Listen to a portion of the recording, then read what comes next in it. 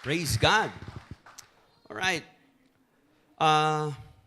During po ng presidential campaign noon, isa pong tumakbong presidente ng Brazil, pangalan niya po ay si Ancredo Neves, at ang kanya pong binitawang statement during ng kanyang campaign sa presidency sa Brazil, sabi niya, pag siya daw po ay nakakuha ng 500,000 votes sa kanyang partido, sabi niya, kahit daw po ang Diyos, ay hindi na siya kayang alisin sa pagka-presidente.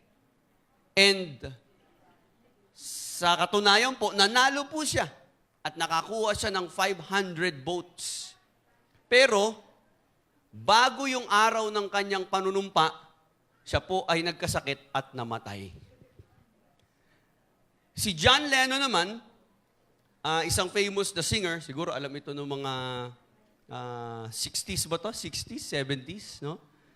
Some years ago, during ng kanyang interview sa isang American magazine, sabi niya po, ay babagsak daw po ang Christianity. He said, Christianity will end, it will disappear. I do not have to argue about that. I am certain. And sabi niya, Jesus was okay, but his subjects were too simple. And today, we are more famous than Jesus. Sabi niya po yun noong 1966. After po niya sinabi yon ni John Lennon, at sinabi niya na ang mga Beatles, siya po ay, sino familiar sa Beatles? Yung mga nakaabot sa panahon ng Beatles. Ayan. Okay. So, nagkakahalataan tayo ng edad dito, no? Okay. After niya po sabihin na mas sikat pa daw ang Beatles kay Jesus, after niya sabihin yun, siya po ay nabaril 6 times at namatay. Yung gumawa naman po ng Titanic, after ng construction ng napakalaking cruise ship na yon na Titanic, tinanong po siya ng reporter, tinanong siya, gaano po ka-safe ang Titanic? Gaano ito katibay? At sumagot siya ironically at sabi niya, kahit ang Diyos, hindi kayang palubugin yan eh. At ang resulta, alam natin, di ba? Ano nangyari? Di ba? Tumama sa iceberg at nahati pa sa gitna at lumubog. No? So kita nyo po, ilan lang po yan sa mga taong nagtangkang imak ang Diyos. Sinubukan nilang hamakin, bastusin, i-degrade, pagtawanan ang Diyos dahil akala nila, Diyos sila. Pero napahiya po silang lahat. So this is a reminder to stop playing God in your life.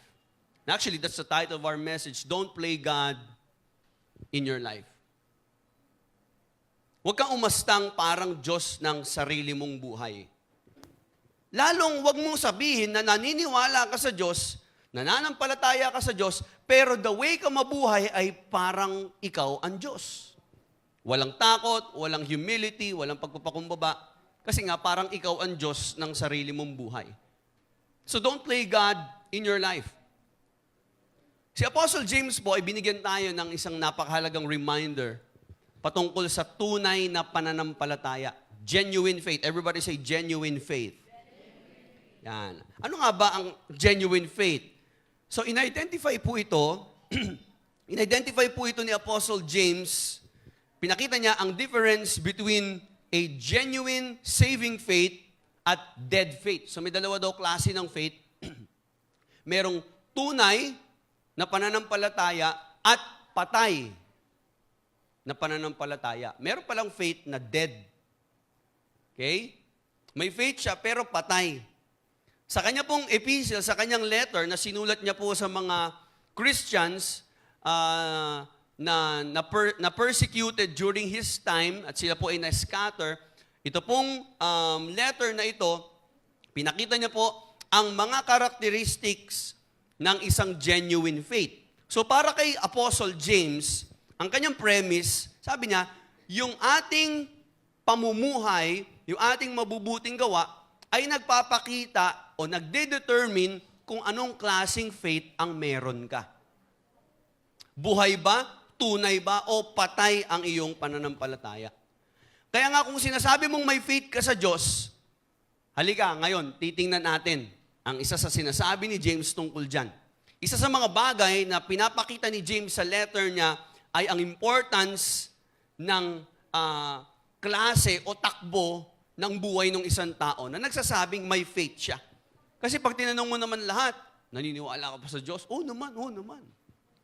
Diba? Pag tinanong mo naman lahat, do you believe in God? Have you put your faith in Jesus Christ? Yes. Iba nagsi-church pa, no? So they are professing Christians. Makikita mo sa Facebook nila, puro mga Bible verse, ang kanilang mga post, and they have the appearance of being a Christian. Pero makikita talaga ang pagiging Kristiyano sa kung paano tayo namumuhay. Okay? Kaya po, ang tema po ng pag-aaralan natin ngayon, why is it important for us to live humbly before God? Yan. Okay? Bakit nga ba mahalaga na maging humble? At ano pa ibig sabihin na tayo ay humble? The word humble came from the word, the original language na ginamit dito sa text natin ay to put yourself in a low position. So, kumbaga ito ay ibinababa mo ang iyong sarili, inilalagay mo sa pinakamababang posisyon.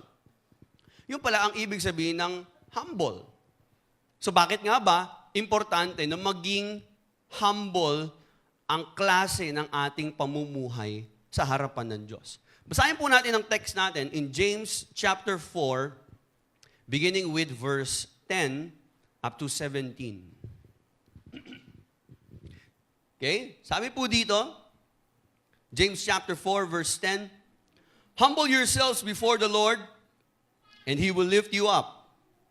Brothers and sisters, do not slander one another. Anyone who speaks against a brother or sister or judges them speaks against the law and judges it. When you judge the law, you are not keeping it, but sitting in judgment on it.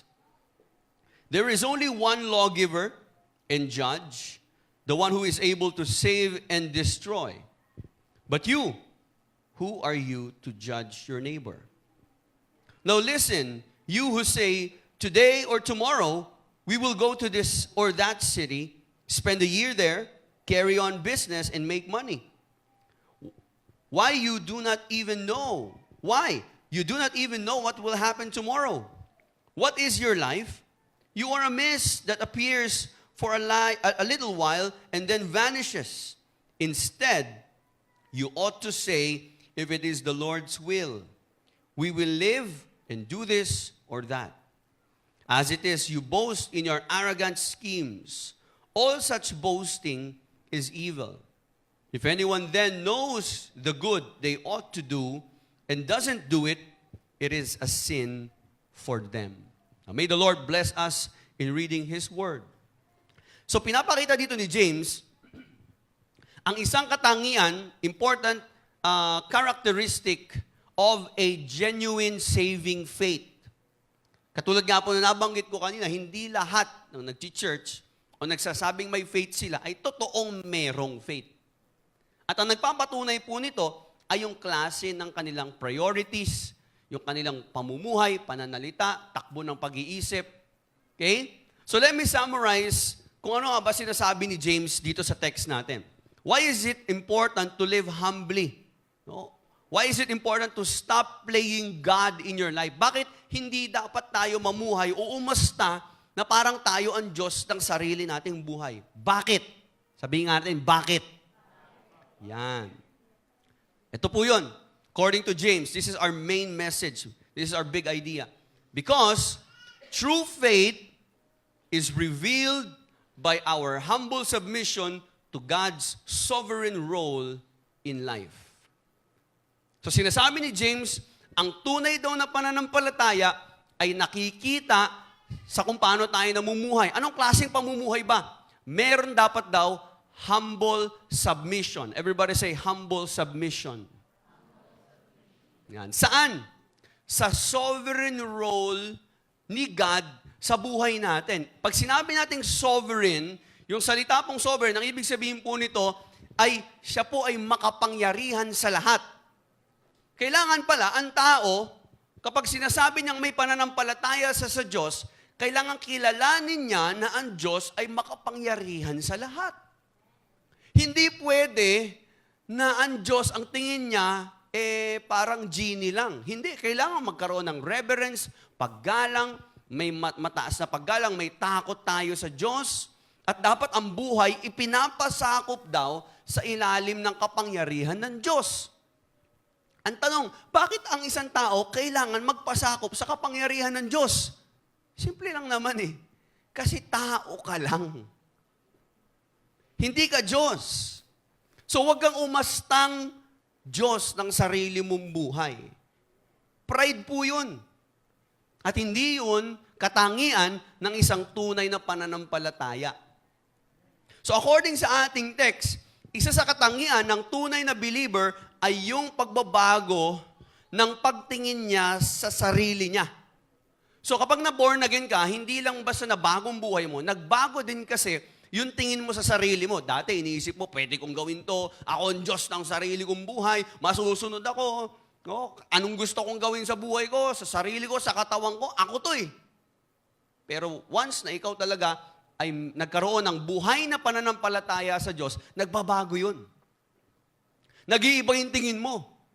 Dati, akala mo dahil marami kang pera, pwede kong gawin lahat, marami akong pera Pero later on, na born again ka, naisip mo na ang pera mo, ay hindi mo naman din mapapakinabangan kung sakaling bawian ka ng buhay ng Diyos. Kaya ngayon, nagkakaroon ka ngayon ng pananagutan, nagkakaroon ka ngayon ng takot sa Diyos, ginagalang mo na, at imbis na yung pera mo, ipagmayabang mo, ay ginagamit mo na lang para sa kapurihan ng Diyos. So what happens? Once you come to Christ in true faith, you become conscious, of being in the presence of the majestic and infinitely God. Okay? So, ang nangyayari pala, nagkakaroon ka ng kaunawaan. Sabi nga po natin, kaunawaan. Okay? Nagkakaroon tayo ng understanding, nagkakaroon tayo ng tinatawag na consciousness, nagiging aware ka na, teka muna, hindi pala ako Diyos, tao lang pala ako. Napansin niyo yung kanina mga examples natin?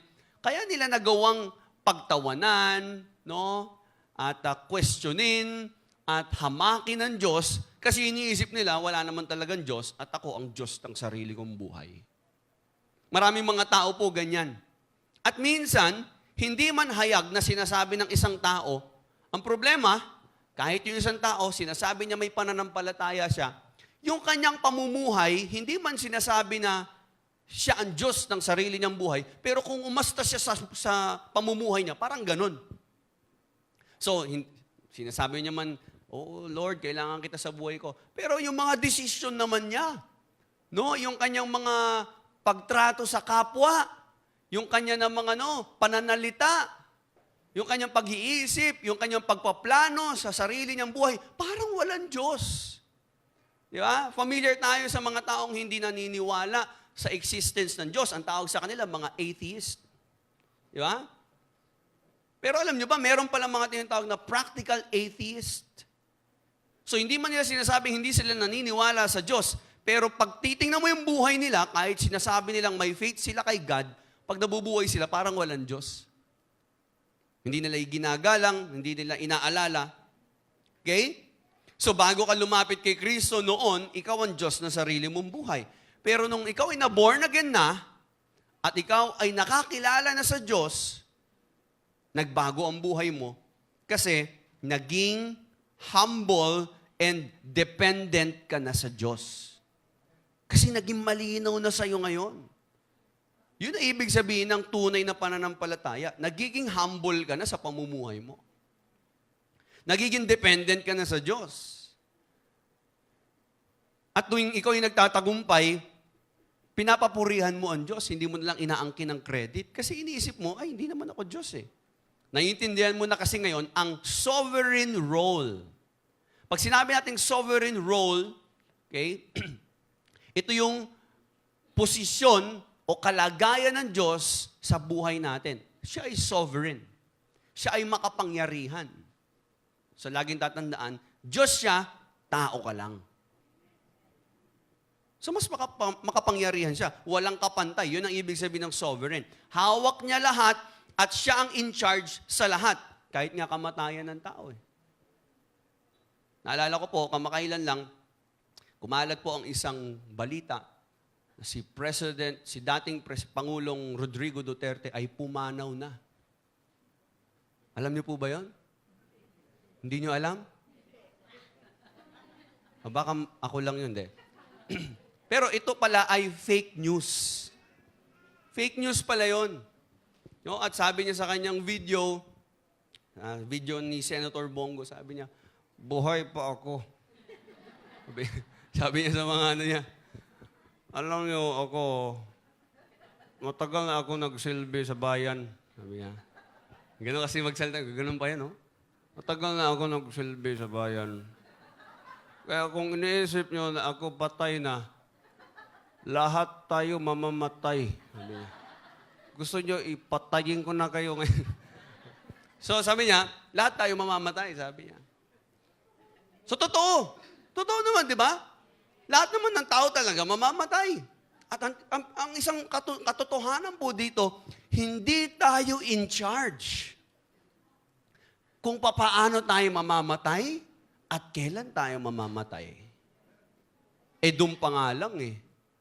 Dapat matauhan na yung isang tao na, uy, ano? Hindi ako Diyos.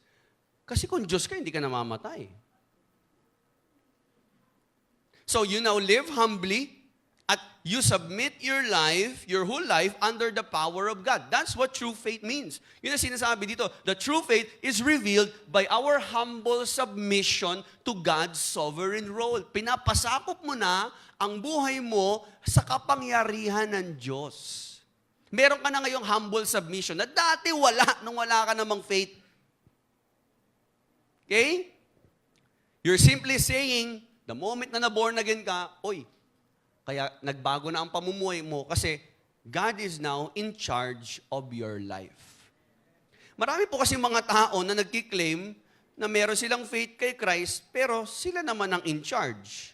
They live as if God does not exist. Sabi ko nga, yan ay practical atheism. So when you have true faith, nagbabago na ang iyong decision, ang iyong priorities, ang iyong plans, ang relationship mo with other people, nag-iiba. Okay, so balikan natin yung text natin. Ano sabi dito sa verse 10? Sabi po ng chapter 4, verse 10. Meron ba tayo dyan? Humble yourselves before the Lord, and He will lift you up. Verse 11, brothers, do not slander one another. Anyone who speaks against his brother or judges him speaks against the law and judges it. When you judge the law, you are not keeping it, but sitting in judgment on it. So sinasabi dito ni James, teka muna. Isang katangian ng pagiging humble, pag sinasabing ang isang tao ay nagpapasakop sa kapangyarihan ng Diyos, sa sovereign role ng Diyos sa buhay niya, unang-una, hindi na siya naninira ng kapwa. Bakit? Kasi, that's our first sub-point, you now submit to God's sovereign role as judge. Okay? Ngayon, pinapasakop mo na at pinapasailalim mo na ang sarili mong buhay at sinasabi mo, Lord, ikaw na po ang judge ng buhay ko. At kung may mga tao man ako nakakagalit, may nananakit man sa akin, hindi ko na kailangan husgahan sila. Hindi ko na kailangan parusahan sila kasi ikaw naman ang judge ng buhay ko eh. At ikaw rin ang judge ng buhay nila. So hindi ko na kailangan ilagay sa kamay ko ang batas. Kasi ikaw ay sovereign. So mananahimik na lang ako at mamumuhay ako ng payapa. Kaya sabi dito ni James, do not slander. Sabi nga po natin, slander. Do not slander one another. Anyone who speaks against a brother or sister or judges them speaks against the law and judges it. Pag sinabi pong slander, it means to defame. Yung i-degrade mo siya o siraan mo siya. No, wag po tayo malito, no? Hindi pinagbabawal ni James dito na i-confront ang kasalanan ng isang kapatid natin sa pananampalataya. Kasi hindi naman talaga sinabi ng Bible na masama ang mang-judge. Kasi kailangan natin ng judgment. I-judge mo kung ano ang tama at mali. Hindi pwedeng hindi ka magja-judge. Ang pinapakita lang ni James dito, yung tinatawag na unrighteous judgment, yung maling paghatol sa kapwa. Kailan nangyayari yun? Kapag ito ay nagiging careless, ito ay derogatory, tayo ay nagiging critical, slanderous, at nag-a-accuse na lang tayo against sa ibang tao. So normal lang na i-confront mo ang isang tao pag nakita mo siyang may pagkakamali. Lalo na kung kapatid mo siya sa pananampalataya, kasama mo sa church. Kapatid, hindi maganda yung ginagawa mo. Hindi maganda yung pamumuhay mo. Hindi mo siya ginajudge nun. Kinokorek mo siya dahil gusto mo siyang mabago. Pero yung ginajudge mo at nagiging judgmental ka, hinahatulan mo na siya at sinasabi mo, wala nang kwenta talaga yung buhay niya, patapon na yan. O, iba na yun. Tama ba? Now, when you submit to God's authority, naiintindihan mo na siya ang judge. Siya ang magpaparusa, siya ang hahatol, kasi siya ang Diyos, hindi ikaw. So you do not speak against your brother or sister. No, hindi ka na kasumasama doon sa mga holy chismis. No, na nangyayari kapag prayer meeting, mga life group. Diba? Minsan, may mga holy chismis dyan. Iwasan po natin yan. No, kunyari, i-disguise pa. O, kunyari, uy, pag-pray natin, si ganito. Di ba? Alala ko yung kwento ni Bishop, ipag-pray natin si ganito. Tapos sinaway siya, uy, sister, wag na tayo makialam sa buhay nila. Di ba? Wag na tayo makialam sa buhay ng may buhay. Wag na tayo man chismis. Wala naman tayong ambag sa buhay nila. Di ba? Diba, kunyari, sabi, uy, nabalita mo ba, sister? Nabuntis daw yung anak ni yung kasama natin sa life group. Buntis. Oh, ay talaga. 5 months. Sinaway ng isa, sister, wag na ganyan, wag na tayong mag-chismis. Masama yan.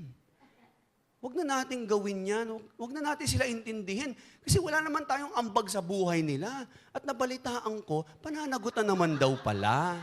Kaya okay na yun. Tsaka yung nakabuntis, mayaman naman pala. May trabaho. Taga doon sa sa may Pilimbes. Oo, mayaman. Chismosa din pala no? Okay. So, ang tawag doon, holy chismis. Ipag-pray na lang. Tapos ang pinakadulo, pag-pray na lang natin sila. Wow! Grabe talaga, no? Galing. Oo. God bless you. Sana maganda ang prayer din nyo. Anyways, so when we do that, it means na hindi tayo nagiging humble. Kasi totoo naman yun kapag ka naninira ka ng kapwa, kaya mo naman sinisira yon, kaya mo siya binababa para umangat ka. Kaya mo sila sinisiraan, kaya mo sila pinapapangit para gumanda ka. So yung mga naninira at nagpapapangit ng ibang tao, gusto nilang gumanda kasi pangit sila. Ganun yun So ang kanilang edge, ang kanilang paraan para gumanda ang tingin ng tao sa kanila, papapangitin nila ibang tao. That's slandering. Ang intent, kaya mo kinukwento yung isang bagay tungkol sa tao na yon is because gusto mo siyang siraan. So ang sinasabi dito ni James, balik tayo sa text natin, verse 10. Verse 11. Sinasabi ni James, do not slander one another. Anyone who speaks against his brother or judges him speaks against the law. Teka, sabi ni James, ang kinakalaban mo raw, hindi lang yung kapatid mo. Ang kinakalaban mo, yung batas ng Diyos. Bakit? Ano ba ang law ng Diyos? Unang-una, ang law ng Diyos ay nasa-summarize sa dalawang bagay. Love God and love other people. Yan lang naman ang 10 Commandments. Mahalin ng Diyos, love the Lord your God with all your heart, with all your soul, and mind, and strength. And second is love your neighbor as yourself. So yun ang batas ng Diyos. So kapag sinisiraan mo yung kapwa mo Kristiyano, ang binabangga mo pala ay ang batas ng Diyos. You are speaking against the law.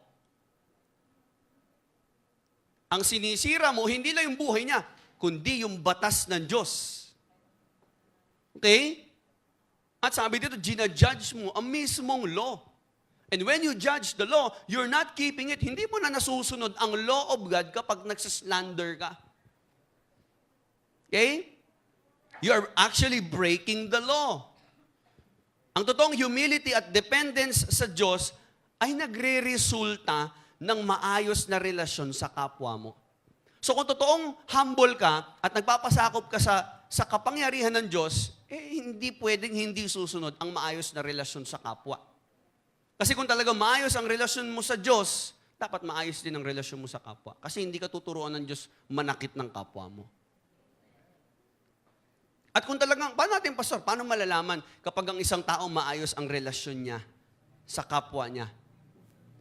Simple lang, pakinggan mo ano sinasabi niya tungkol doon sa tao na yon. Pag wala na siyang ibang nabanggit, kundi puro masasama, puro pangit, may galit yun. Yung tuwing magkikita kayo, di ba? Uy, alam mo, na-promote daw si ganito. Sip-sip naman kasi yan eh.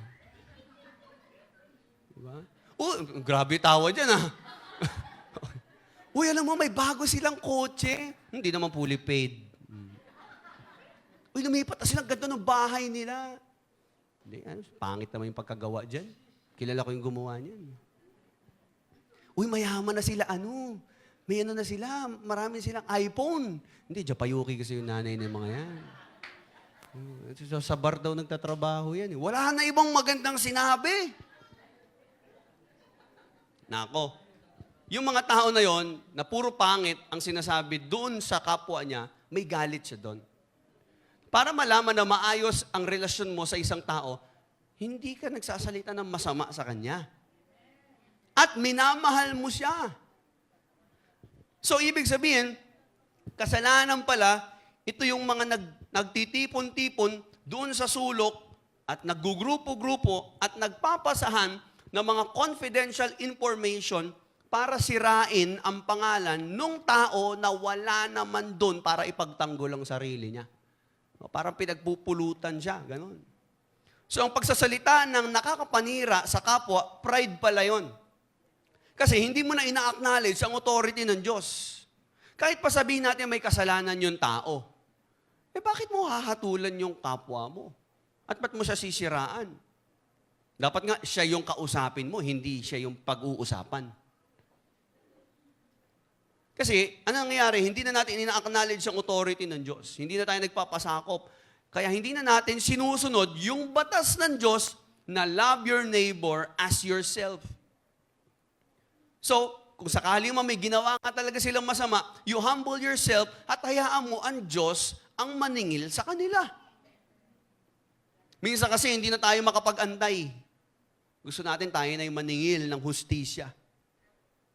Pero kung totoong humble tayo at may submission tayo sa authority ng Diyos, kailangan maunawaan natin, Lord, kayo po ang in charge sa buhay ko at sa buhay nila. Kaya hindi ko sila pakikialaman. At susundin ko po ang batas ninyo kasi nagpapasakop ako sa inyo. Yun po ang totoong humility. So kapag humatol ka at nagsalita ka ng masama sa kapatid mo, para mo na rin sinabi, hindi ko na kailangan ng Diyos. Ako na ang hahatol sa Kanya. So, nasa ng humility doon?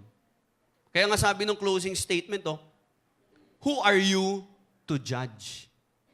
Sabi ng verse 12, there's only one lawgiver and judge. Isa lang ang nagbigay ng batas, isa lang din ang hahatol. The one who is able to save and destroy. Ang may kakayanan lang maghatol ay yung may kakayanan magligtas at magparusa. Siyempre, sino yun? Si Lord lang. Pero ikaw, sabi niya, sino ka para maging judgmental sa kapwa? Sino ka para hatulan yung kapwa mo? Parang sinasabi doon, ano ka, Diyos? Diba? Who do you think you are? So, titingnan natin si Jesus. Paano bang naging response niya nung siya ay pinersecute? Siya ay binitray, siya ay pinahiya, sinugatan, pinahirapan, at pinako sa krus. Ano ginawa niya? He submitted and depended on God. Kaya ang pinaka-example ng humility ay si Jesus. Nung may ginagawang pangit kay Jesus, binugbog siya physically, sinaktan siya emotionally. No? At talagang, grabe po ang ginawa sa Panginoong Hesus, pero hindi natin nakita na siya ay gumante. At sabi ng Bible, kahit isang pangit na salita, walang binitawan ang Panginoong Hesus sa mga taong nanakit sa Kanya. Kaya mo yun? Kaya mo yun? Kasi nasa iyo si Jesus. Amen? Parang may mga kambing, ah. Meh. Okay. Meh. Okay.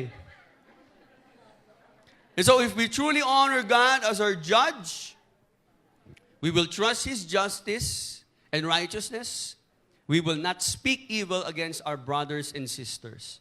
So ganito po kasi yan. Ang pagiging humble o yung spirito ng humility, hindi po pwedeng sabihin ng isang taong may humility siya at the same time naninira siya ng kapwa. Ay, hindi ka humble nun. So huwag mo sabihin sa akin na humble ka pero ang dami mong sinisiraan tao. Ang dami mong pangit na sinasabi sa ibang tao. Huwag mo sabihin humble ka. Hindi pwedeng maging humble ang mga taong mapanira sa kapwa. Okay? Kung kinakalaban mo ang kapatid mo at nagsasalita ka ng masama, law ng Diyos ang binabangga mo. O paano ka naging humble doon? Mismong batas ng Diyos, binangga mo. So huwag ka umasa na parang Diyos. Mabilis ka humatol, mabilis ka magsalita, hindi ka nag-iisip. Hindi ka Diyos. Kaya live humbly and speak carefully. So when we have proper humility before God, hindi tayo arrogante na humahatol sa ating kapatid. Form ng pride yan. Pero kung may humility ka, hindi mo ginagawa yan. Again lilinawin ko, hindi masamang humatol kasi lahat tayo kailangang humatol tayo kung ano mabuti at masama. Pero yung arrogante ka at mayabang ka at hinahatulan mo na yung tao at ginajudge mo na siya unrighteously, yun ang tinatawag natin na term na judgmental, yan, hindi na siya maganda. Pride na po yun. Kaya mo siya ginajudge, it's because of your pride. Isa pang form of pride ay yung nagpaplano ng buhay niya na parang Diyos siya. Kanina, kung magsalita at humatol, parang Diyos. Ngayon naman, kung magplano, parang siya yung Diyos. Basahin natin ang verse 13. Ano sabi ng verse 13? Now listen, you who say today or tomorrow, we will go to this or that city, spend a year there, carry on business, and make money. Verse 14, why? Do you not even know? You do not even know what will happen tomorrow. What is your life? You are a mist. You are a vapor. Sabi niya, usok ka lang. That appears for a little while and then vanishes. Sabi ito, right now, kung talagang tayo ay magpapakumbaba at magpapasakaw sa Diyos, we must submit to God's sovereign role as master of destiny. Kanina, ang sovereign role niya ay judge. Ngayon, ang sovereign role ng Diyos naman ay yung pagiging master ng destiny mo. Ibig sabihin, kailangan maunawaan mo sa sarili mo, teka, yung aking future, Diyos lang ang nakakaalam nun. Kung hanggang kailan ako aabot na taon dito sa mundo, Diyos lang nakakaalam nun. So hindi ako pwede magplano na parang ako ang may hawak ng aking destiny. Hindi ako pwedeng magdesisyon na i-exclude ko ang Diyos, na i-set aside ko ang Diyos. Yung pagiging uncertain ng human life ay dapat magtulak sa atin upang magpakumbaba at dumepende sa kalooban ng Diyos. Kasi hindi ka sigurado eh. Nung natulog ka kagabi, hindi ka naman siguradong magigising ka ngayon. Mamaya matutulog ka uli, pero gaano ka ka-sure na magigising ka bukas? Wala nakakaalam nun. Di ba? So hindi natin sure kung bukas buhay pa tayo o kung bukas hindi pa rapture, hindi pa katapusan ng panahon. So dahil hindi tayo sure, dapat kumain na tayo sa Mang Inasal. Ubusin na natin lahat ng rice doon. Di ba? Hindi, joke. So walang kasiguraduhan ng buhay. So don't live na parang hawak mo ang sarili mong buhay. Huwag kang mabuhay na parang hawak mo ang kinabukasan mo. So ito pong verse na ito, sinasabi sa ating text, verse 13 to 14, tuloy natin hanggang 15 pala. Yeah, verse 15. Ano sabi dito? Instead, you ought to say, if it is the Lord's will, we will live and do this or that. O, yun pala yung tama, sabi ni James. No? So, hindi mo sinasabing, ito gusto ko gawin eh. In the next 10 years, sigurado ako, ito mangyayari sa buhay ko. Talaga? Aabot ka ng 10 years? Pag nag-40 ako, gusto ko, nag-earn ako 6 figures. At may sarili na akong bahay. Sabi, teka lang. Lagyan mo ng kung loloobin ng Panginoon. Para maingat. Di ba? Kasi, kung hindi niloob ng Diyos, hindi naman mangyayari kung ano may mga plinano mo sa buhay mo. Kahit marami kang plano, ang Diyos, meron pa rin siyang tinatawag na sovereign plan. At kasama ka lang doon sa sovereign plan ng Diyos. Hindi mo kayang banggain yon. Kasi nga, tao ka lang, Diyos siya. Marami tayong plano sa buhay. So this particular verse is actually a warning. This is a warning against planning your life, planning your schedules without God. Ito yung pagpaplano sa buhay, kung ano sa tingin mo dapat mong gawin, unahin, pamilya, trabaho, negosyo, punta ako doon, punta ako dito, travel ako dyan. Again, that's what we call practical atheism. Lalo kung yung mga plano na yun, sinasabi mo, okay lang, kahit wala naman. Hindi ko na iniisip kung anong kalooban ng Diyos. Hindi ko na iniisip na isama ang Diyos o tanungin ng Diyos anong plano ko sa buhay. Itong gusto ko mangyari. Teka muna. Practical atheism yan. Hindi mo man sinasabing walang Diyos, pero nabubuhay ka na parang walang Diyos. Kaya nga practical issue to eh. Kasi nabubuhay po tayo sa isang mundo na puno ng schedule, puno ng mga bagay na may commitment tayo. May mga commitment tayo sa trabaho, sa pamilya, sa negosyo. May mga anak tayo na kailangan bigyan ng oras. Siyempre, yung trabaho mo, may oras yan. Yung negosyo mo, kailangan bigyan mo ng oras yan. Kailangan mo ng oras sa trabaho kasi kailangan mo kumita ng pera para pag mas maraming pera, maganda ang buhay, magiging okay ang lahat, masaya. Ito yung problema. Paano naman yung kalooban ng Diyos? Ito yung punto ni James. Ganda ng letter ni James, straight to the point. So if you have a personal relationship with Jesus Christ, meron kang buhay na pananampalataya, meron kang faith sa Kanya. Ibig sabihin, dapat lahat ng aspeto ng buhay mo, iba na.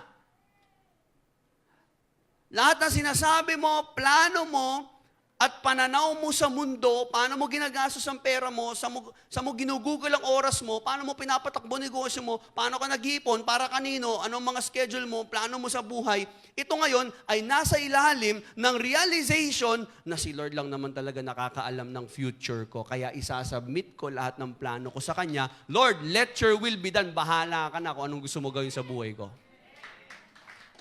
Yun ang tunay na Kristiyano. Yun ang isip ng totoong may pananampalataya. Hindi niya sinasabing, itong gusto ko. Hindi, ang tanong niya, Lord, anong gusto mo? Anong pinapagawa mo po sa akin? At ito pong assurance, ito pong maganda.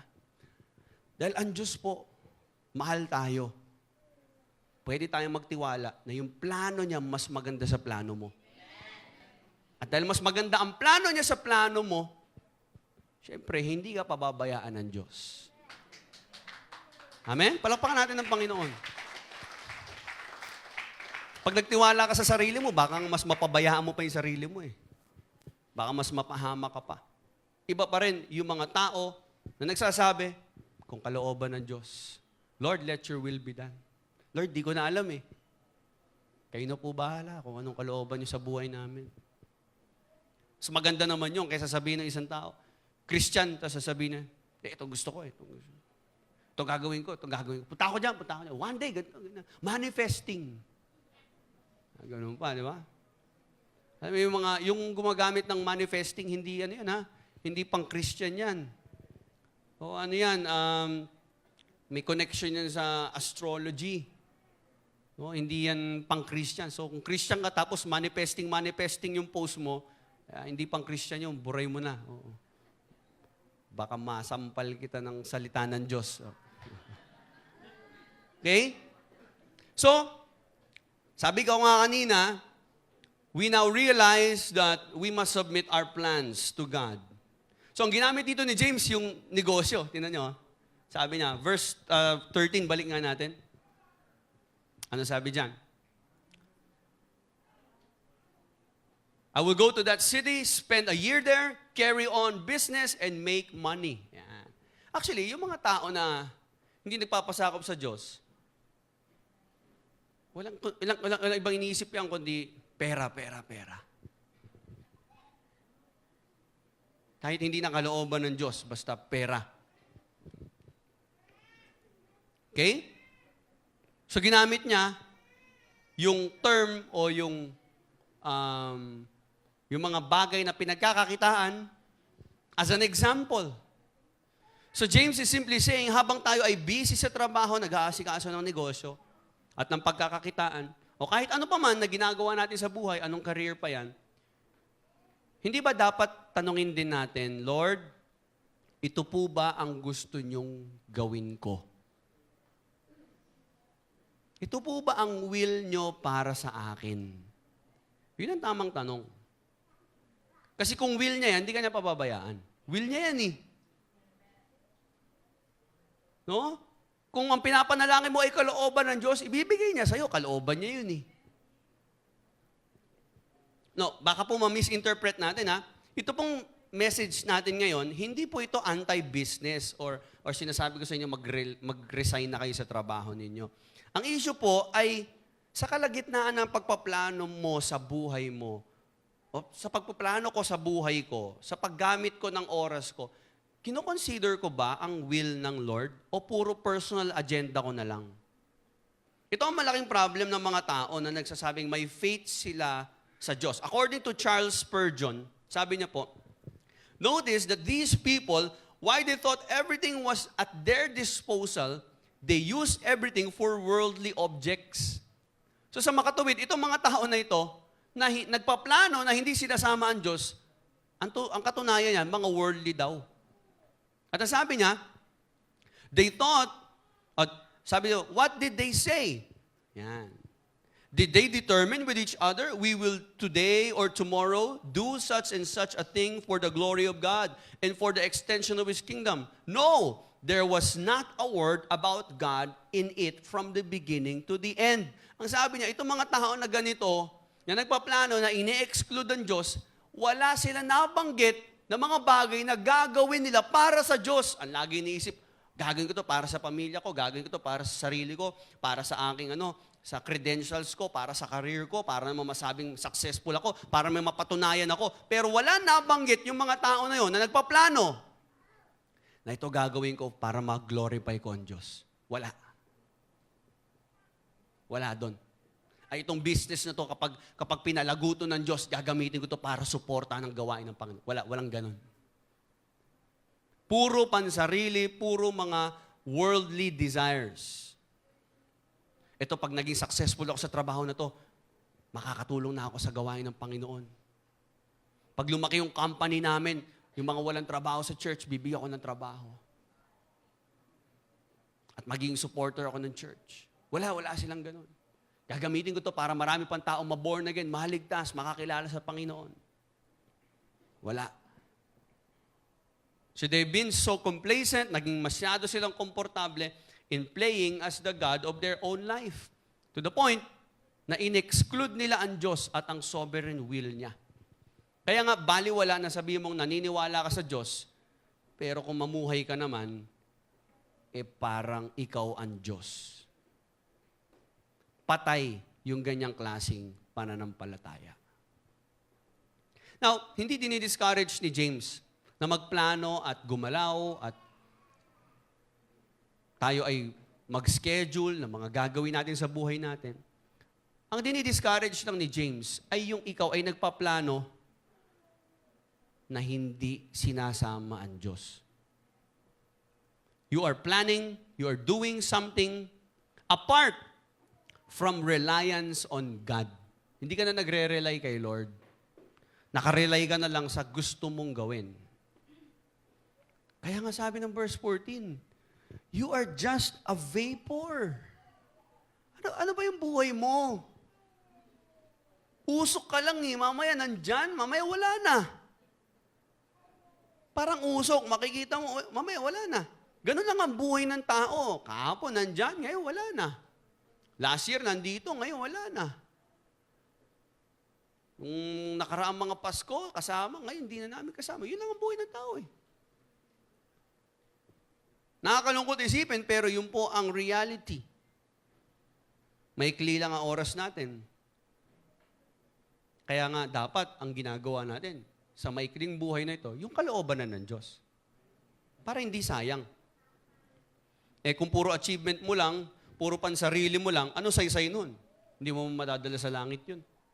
Eh kung ang mga bagay na ginagawa mo ay para mapapurihan ng Diyos, eh, ikatutuwa pa ng Diyos yun. So, sabi ng verse 15, instead, ang dapat nating sabihin, kung loloobin ng Panginoon. Di ba? Kung kalooban ni Lord, Lord, let your will be done. Amen? So mamaya, pagka-order ka ng mang-inasal, kung loloobin po ng Panginoon, isa nga pong 1 PM 1. Grabe naman yun. Grabe naman. Hello? Move it, rider. Kung loloobin ng Panginoon, sana makasakay ako, ha? Grabe naman. Kung loloobin ng Panginoon, hindi pa mag-rapture. So, huwag naman masyadong OA. Di ba? Ito, pwede natin i-apply sa mga, sa mga malalaking desisyon ng buhay. Bakit? May bawi ito. So, tandaan na arrogance lang o pride ang nagbibigay sa atin ng pag-iisip na pwede tayong gumalaw, magplano, kahit wala ang Diyos. Kayabangan yun.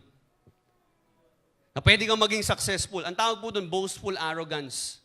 At yung arrogance o yung pride, yan ang ugat ng lahat ng kasalanan.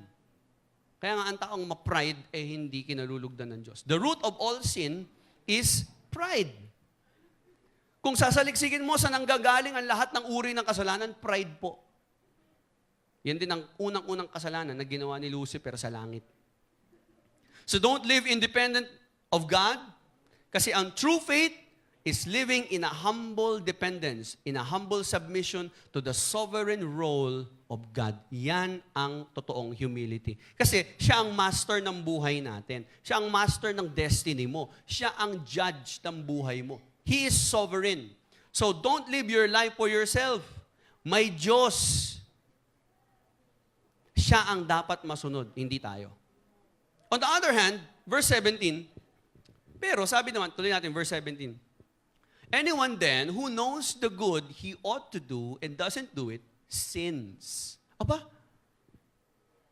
Kanina, dapat, lahat ng ginagawa natin, tanungin muna natin kung plano ng Diyos to. Pero sabi dito ni James, teka naman, teka muna, kung alam mo ng tama, pero hindi mo pa ginagawa, nagkakasala ka na. Hindi naman pwede, Lord, kalooban mo ba magbasa akong Bible? Ha? Lord, is it your will for me to pray right now? Pakigalaw, Lord, ang baso. So, Lord, hindi ko po talaga alam, umuulan ngayon eh. Kalooban mo bang mag-church ako or online? Ha? Alam mo na dapat nasagot dyan.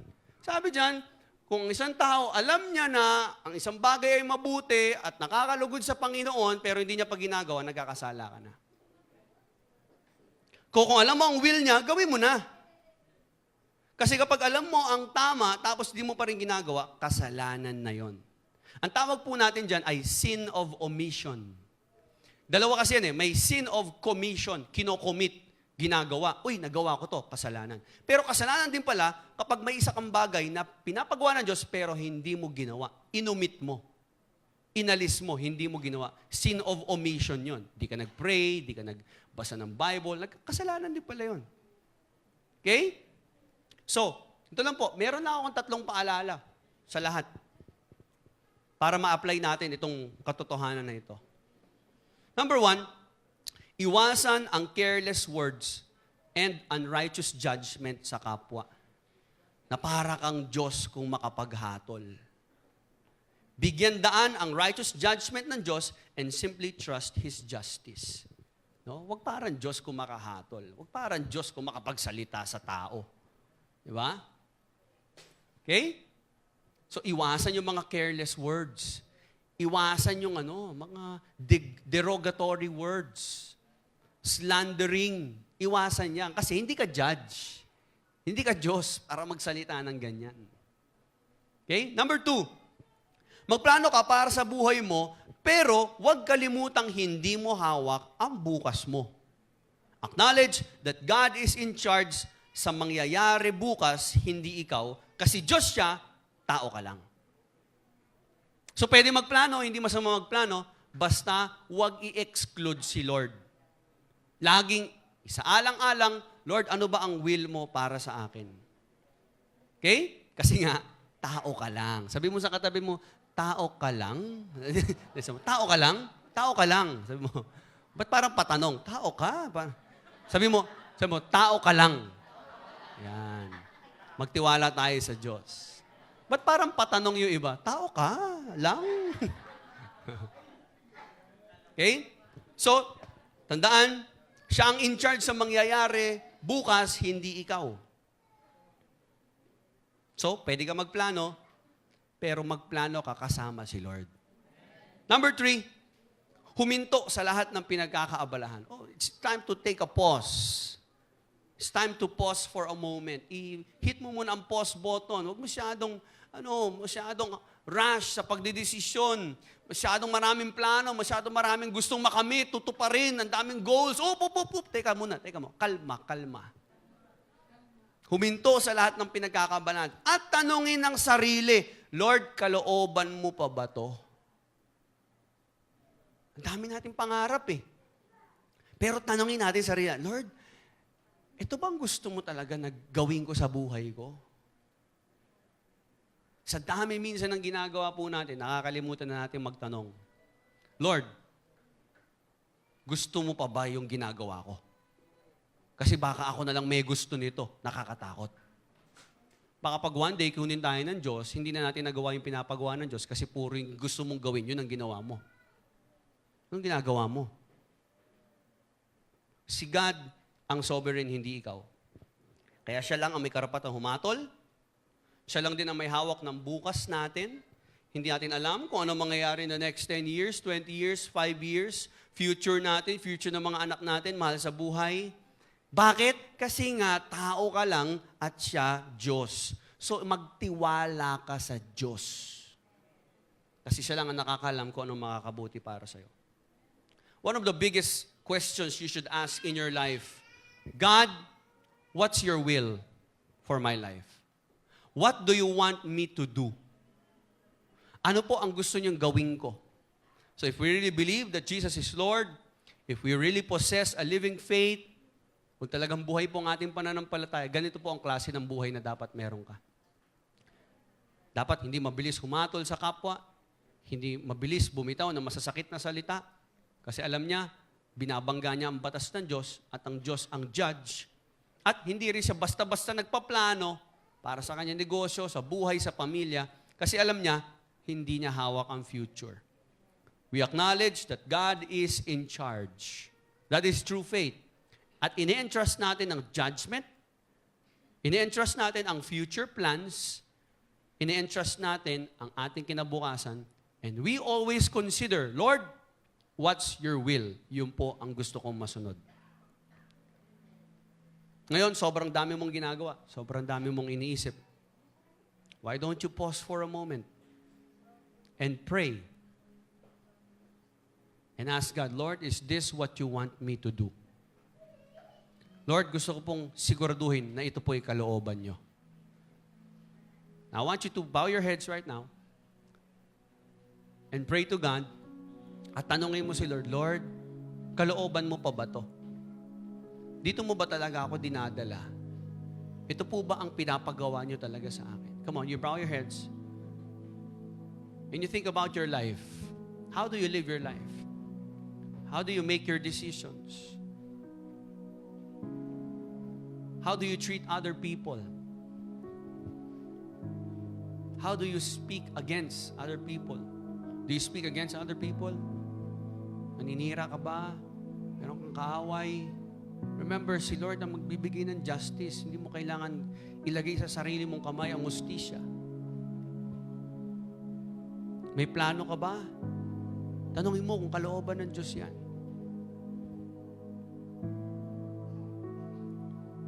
You ask God, Lord, is this what you want me to do? Is this your will? Help me to live a humble and dependent life. A submitted life to your will. Minsan dumarating ang panahon, nalalayo na po tayo sa kalooban ng Diyos. Kaya ito po ay paalaran ng Panginoon. Na anak, huwag ka lumayo sa will ko. Huwag kang lumayo sa kalooban ko. Mapapahamak ka. Ako ang nakakalam ng future mo. Ako ang may hawak ng bukas mo. Magtiwala ka sa akin. Yan ang sinasabi po ng Diyos. Trust in me. In all your ways, acknowledge me. At i-entrust mo sa akin ang buhay mo, ang mga gagawin mo. At i-guide kita.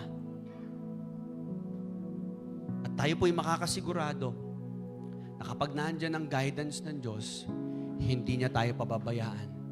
Hindi niya tayo bibitawan. Hindi niya hahayaan na tayo mapahamak, masaktan. At ito po, ang klase ng buhay na dapat meron tayong lahat bilang mga mananampalataya.